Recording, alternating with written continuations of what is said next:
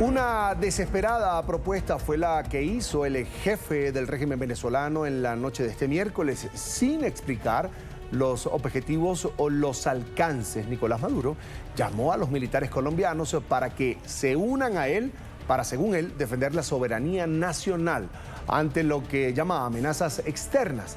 En un discurso transmitido en cadena nacional, Maduro dijo que la colaboración entre militares de ambos países es esencial para garantizar la paz y la estabilidad regional.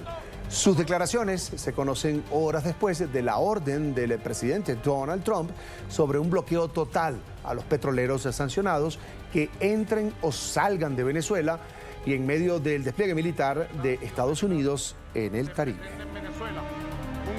Le hago mi llamado, ratificado, con amor profundo de gran colombiano que me siento, al pueblo de a pie de Colombia, a sus movimientos sociales, a sus fuerzas políticas, a los militares de Colombia que conozco muy bien.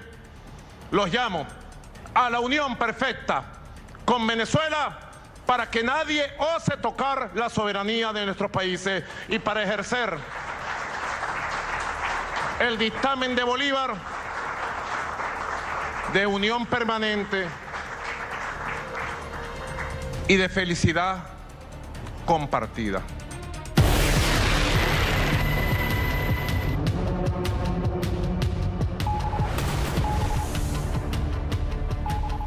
Las fuerzas militares de Estados Unidos avanzan en su estrategia de destrucción de las lanchas que navegan con droga. En el más reciente caso, esta narcolancha fue bombardeada el miércoles en aguas internacionales del Pacífico Oriental.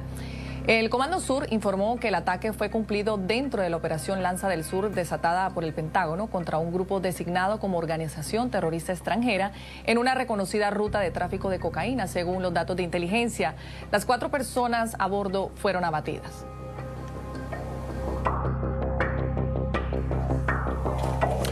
Para avanzar hacia posibles fases más decisivas de la misión Lanza del Sur, están listos en unidades de Puerto Rico poderosas naves militares enviadas por Estados Unidos en cumplimiento de la orden del presidente Donald Trump de desmantelar a los carteles de la droga en la región. En procedimientos de reabastecimiento logístico, recalcó en la base naval Roosevelt Rodas el buque USS Iwo Jima, luego de 2 meses navegando y operando en el Caribe junto con el portaaviones USS Gerald R. Ford. También decenas de aviones de combate ponen a punto sus procedimientos a la espera de nuevas órdenes. Aquí les tenemos las imágenes. El buque USS Iwo Jima es la unidad de ataque anfibio más importante dentro del despliegue del Pentágono en el Caribe para acercar a los carteles de la droga, incluidas las organizaciones ilegales que operan desde Venezuela. Esta potente nave, pieza estratégica de las operaciones de los Marines y de la Infantería de la Armada, fue vista este miércoles llegando a la base naval de Ceiba, en Puerto Rico. La embarcación hace parte del poderío naval de Estados Unidos sin precedentes para presionar la salida del régimen de Maduro y tiene la capacidad de recibir y catapultar aeronaves, varias de ellas apostadas ya sobre su cubierta. Pero su principal ventaja táctica es el traslado de tropas y fuerzas especiales para realizar maniobras de desembarco en costas enemigas, utilizando lanchas de goma de alta velocidad como punta de lanza de operaciones marítimas y aéreas de mayor calado. Sobre la cubierta del buque de asalto anfibio también estaban visibles soldados con su armamento y fusiles de precisión. La embarcación está dotada con sistemas de lanzamiento de misiles, cañoneras y ametralladoras que le sirven para lanzar ataques contra blancos en tierra, aire o superficie, así como para protegerse de posibles acciones rivales. A bordo del USS Iwo Jima están movilizados 2.000 de los 15.000 efectivos que la Casa Blanca destinó a la operación Lanza del Sur. De manera simultánea, en el aeropuerto de Ponce, también en Puerto Rico, prosiguen las maniobras de preparación de decenas de aeronaves de la Fuerza Aérea y de la Armada de Estados Unidos. Es incesante el movimiento de aviones C-130 Hércules de transporte de tropa y de equipo, de helicópteros de combate de la Marina y de aviones de caza F-18 Super Hornets en plataforma y en procedimientos de despegue, y de aviones F-35 Lightning. todos armados con bombas y misiles listos para operaciones reales contra los grupos narcos y sus cabezas. Luego del bloqueo total y completo de los tanqueros venezolanos sancionados, anunciada por el presidente Trump, estas imágenes satelitales obtenidas por la agencia Reuters mostraron la ubicación de varios buques venezolanos que estarían vinculados con el transporte de petróleo. Las ubicaciones están concentradas en la península de Coro y en el Golfo de Maracaibo, dos de los principales puertos exportadores de Venezuela. La Casa Blanca reclama del régimen de Maduro la devolución de bienes y riquezas robados por años, mientras que las fuerzas democráticas encabezadas por María Corina Machado piden cortar el flujo de recursos financieros que son utilizados por Maduro para reprimir y seguir acabando con los derechos esenciales en Venezuela. Y así fueron vistos varios tanqueros venezolanos fondeados cerca del puerto de Maracaibo horas después de la entrada en vigencia del bloqueo ordenado por Donald Trump. Las embarcaciones que suelen llevar productos a mercados de Estados Unidos, Europa y Asia, así como a países aliados de Maduro en la región, están bajo la mira de las fuerzas militares de Estados Unidos que tienen un cerco sin precedentes en el Caribe. La semana pasada el Pentágono interceptó una nave petrolera sancionada y Washington anunció el decomiso del producto a bordo.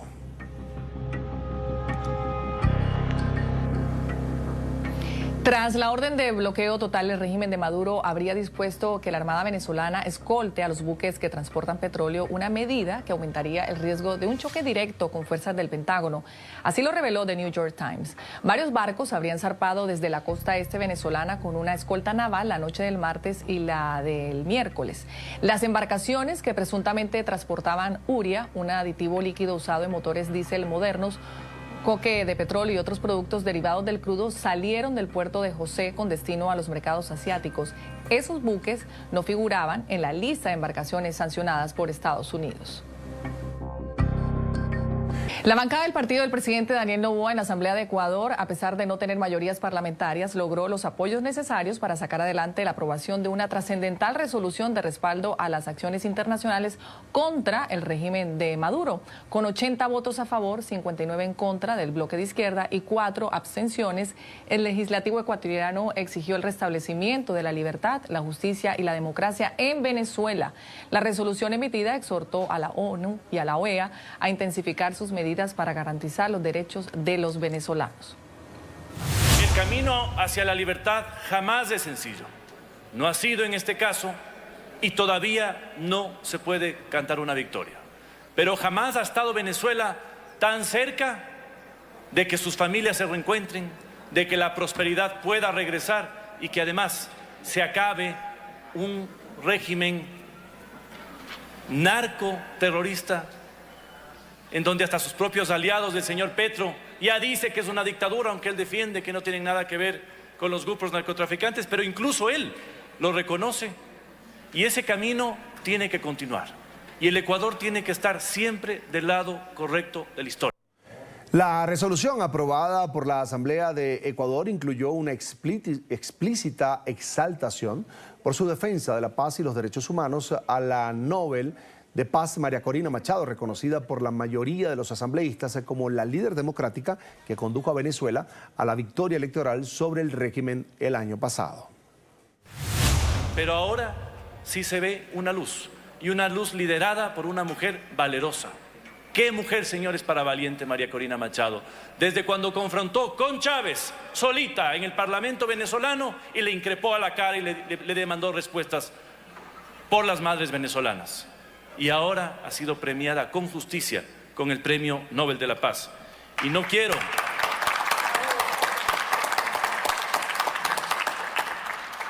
un ejemplo más de cómo las mujeres cambian la historia de los países. Mujeres valerosas como María Corina Machado, que además ha tenido que estar separada de su familia por 2 años, en la clandestinidad en Venezuela, haciendo campaña, cuidándose de que no sea secuestrada. El texto aprobado por el Parlamento ecuatoriano también respaldó la investigación, proceso judicial y, en caso de ser necesario, la detención de Nicolás Maduro como principal culpable de la crisis democrática en Venezuela. A incentivar también la captura del dictador.